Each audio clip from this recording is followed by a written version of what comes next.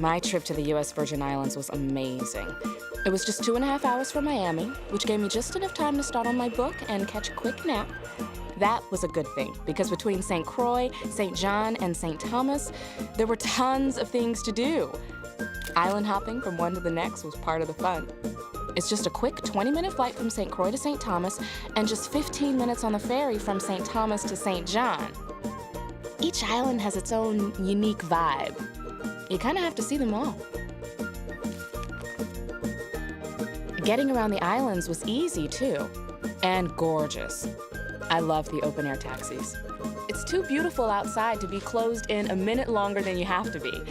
And you can always rent a car or a scooter. Just remember to drive on the left side of the road. I saw so many beautiful sights, I can't even begin to tell you about them all. Scenic trails, idyllic cottages, eco-tours. I even saw a couple getting married on the beach. So romantic. Honeymoons would be perfect there. Let's face it, you go to the Caribbean for beautiful beaches, and the US Virgin Islands didn't let me down. There are 44 beaches on St. Thomas alone, 24 on St. Croix, and at least 19 on St. John. Megan's Bay on St. Thomas and Trunk Bay on St. John are in Condé Nast's top 10 beaches in the world. And just between you and me, Cheney Bay on St. Croix is one of the best kept secrets in the Caribbean. You should definitely check that one out. The culture was so rich there. I just felt it in everything. The people, the architecture, the music, food, the festivals, the history. Over the years, these islands have belonged to Holland, England, Denmark, Spain, France, Malta, and now the United States. It's this great tapestry of history and beauty that just takes over all your senses.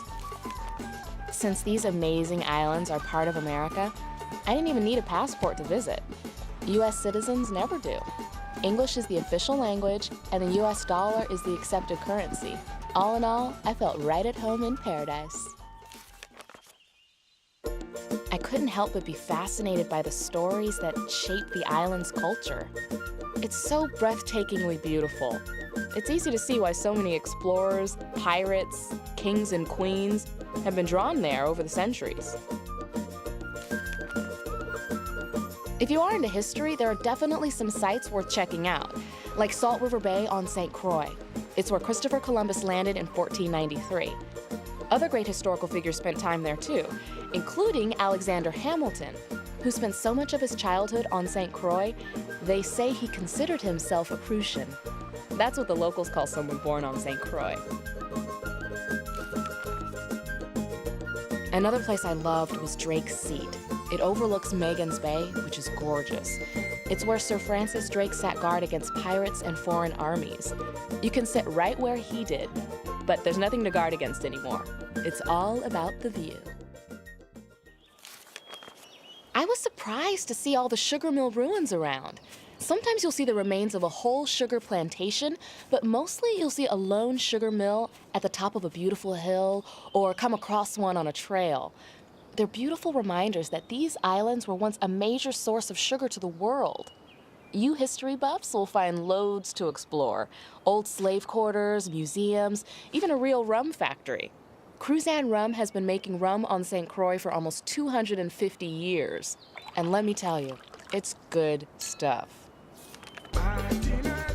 I loved the music. Quelbe, calypso, reggae, soca, zouk, steel pan. You hear it everywhere, especially during the festivals. I was there just in time for the VI Carnival on St. Thomas in April. But you could catch the St. John Festival on July 4th or the Crucian Christmas Festival in December on St. Croix. I loved the Moko Jumbies. They're these giant, colorful dancers on stilts. The locals told me they chase away bad spirits and bring good luck. The food on the islands is some of the best I've had anywhere. The seafood is unbelievable. I think my lobster dinner came ashore just minutes after I did. Definitely try the callaloo and the soursop ice cream. I always believe you can't really experience a place until you try the local food. Whatever you have, it's best with a refreshing rum punch to wash it all down. Okay, bottom line, scuba diving in the US Virgin Islands is awesome. For beginners, experienced divers, everybody. There are reefs, underwater trails, amazing marine life, and tons of licensed scuba companies. If you're a dive fanatic like me, you don't want to miss any of it. Oh, and don't forget your underwater camera. Look at this incredible shot. On St. Croix, I filled my logbook with wall, wreck, and reef dives. Then on St. John, which is known for its low-impact diving, I saw turtles, trumpetfish, and gold-spotted eels. Then on St. Thomas, I dove a shipwreck. They have 14 of them. The diversity of a dive here is unbelievable. And I have to admit, knowing I was diving in the safety of US waters was a bonus, too. I'm all about a good beach day, but after a while, I'm ready to try something new, which worked out well because with an average temperature of 82 degrees, the possibilities were endless. There was deep sea fishing, day sails, sunset cruises, mountain biking, tennis, and 4 beautiful golf courses. Come visit my island, the United States Virgin Islands. Okay, you may not know this, but Tim Duncan, the professional basketball player, is from St. Croix. So if you're lucky, you could run into him on the beach. And if you're really lucky, you could even get his autograph. I did. They also have an Ironman triathlon here every year. I heard it's pretty cool, too. I went horseback riding on St. Croix, kayaking on St. John, and then spent the day at Coral World on St. Thomas. What a trip! You definitely don't want to miss Coral World, especially if you have kids. It's a totally interactive experience, so you can swim with the sea lions and even feed the sharks. And you can go underwater sea trekking. It looks bizarre, but it's pretty cool. Oh yeah, as you can probably tell, one of my favorite things to do was absolutely nothing. No, make that absolutely nothing with the frosty rum punch in my hand. The most inspiring part of my trip was the natural beauty of the islands, especially on St. John, where 2/3 of the island is a national park. But there are tons of ways to connect with the environment on all 3 islands. On St. John, there's a wildlife sanctuary and 22 hiking trails. On St. Croix, there's an ecological preserve, a rainforest, and a living desert. And on St. Thomas, there's a marine sanctuary and mangrove lagoon. I even saw baby sea turtles on Buck Island. Oh, that's a little island just a boat ride away from St. Croix.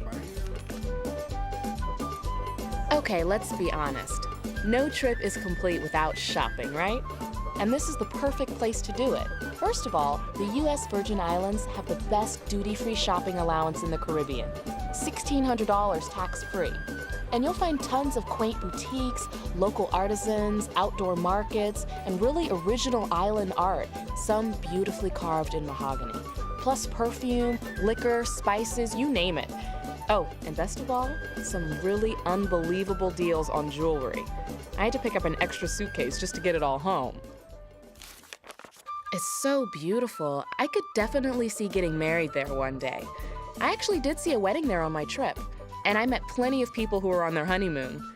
My friends, Jackie and Greg, said all they did was mail in their wedding application to arrive 8 days ahead, and next thing you know, they were toes in the sand saying their vows on the beach. You've gotta love that. Even though I wasn't on my honeymoon, the romance is built right into these islands, and right into the gorgeous hotels and resorts too. By the way, my hotel had a spa. I hear a lot of them do. I definitely recommend a massage while you're there, even if you're not on your honeymoon. I stayed in a bunch of different places. I started in a villa on St. Croix, then a bed and breakfast on St. Thomas, then I finished the trip off at a luxury resort on St. John. Hey, a girl's gotta splurge once in a while. I met people who stayed at the campgrounds in deluxe tents, and others who spent their entire trip in a full-service hotel. There are definitely all kinds of accommodations on all 3 islands, no matter what your budget. I was here on the vacation of a lifetime, but I actually met a bunch of people who were lucky enough to be here on business. And from what they've told me, even an all-day meeting here can feel very vacation-like. They got to enjoy all the same beaches, shops, restaurants, and sports that I did, only they got paid to do it. They say the meeting facilities here are first class, and I believe it.